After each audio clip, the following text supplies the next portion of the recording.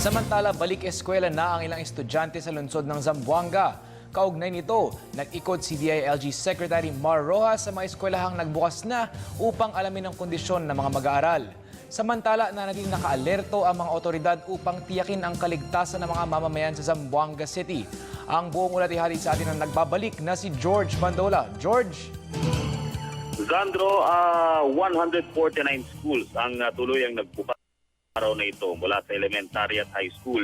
Base na rin sa ipinalabas na order ng Crisis Management Committee na po pwede nang magkaroon ng klase ngayong araw ng Miyerkules. Pero 149 lamang out of 167 na po pwede sanang magklase na.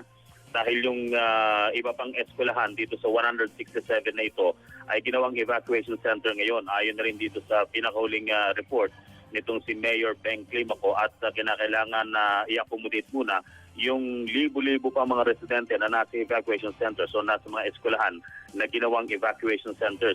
Tanging mga eskwelahan sa barangay ng Labuan, Limpapa, Ayala, Kawit, Baluno, Pasunangka, Lamisahan, Tetuan at Zambuwood ang hindi pa rin makapagklase ngayon.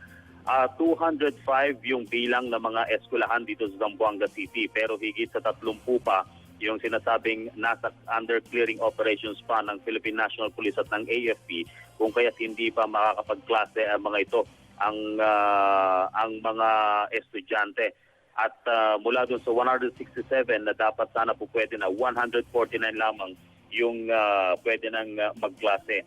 Kanina nga nag-ikot ito DILG Secretary Mar Rojas dito sa mga eskwelahan na ito. At alas 7 pa lang ng umaga sa bahagi ng Santa Maria Central Elementary School, malapit lamang ito sa Edwin Andrews Air Base, ay unang ininspeksyon nitong si Secretary Rojas. Ito na sapat ang security implementation ng mga otoridad upang mapangalagaan na rin ang kapakanan ng mga guro at mga estudyante at nang hindi mangyari yung nangyari dyan sa bahagi naman ng Midsayap ng kanilang kunin ang ilang mga guro at mga estudyante doon. At alas 9 kaninang umaga, nag-ikot itong si Secretary Rojas sa bahagi ng Minpro Mall. Malapit din ito sa Ateneo de Zamboanga sa La Purisima Street, Zone 3 ng Zamboanga City upang matiyak din na sapat yung pinapatupad na seguridad. Bukod ng mga pulisya, ng mga security officers din bilang multipliers ng Zamboanga City. Para sa Telebisyon ng Bayan, George Bandol. Maraming salamat sa iyo, George Bandola.